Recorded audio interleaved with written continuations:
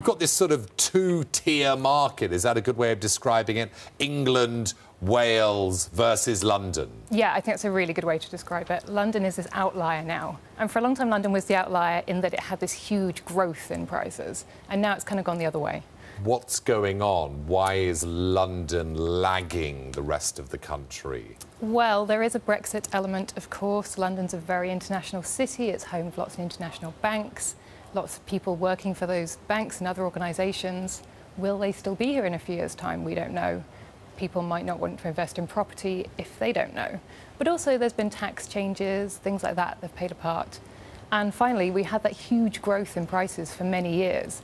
And people just can't afford the capital anymore, so they're moving out.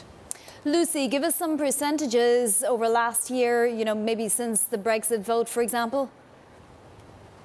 Yeah, so we're down. Rightmove, which is based on asking prices, that's down 0.2% on an annual basis. But then you look at the ACA data, that's a bit more lagging, but it is based on more solid data, and that's down 2.5% annually through April. And they're also telling us that transactions are down a lot. So there was only 50,000 transactions in April, according to them.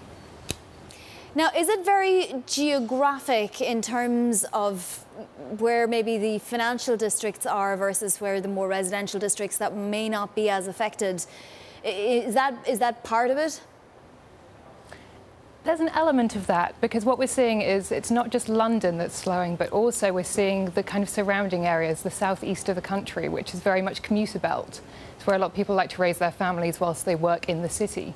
So you are seeing that it's very much this kind of commuters into the capital, which is a big employing region compared to the other ones.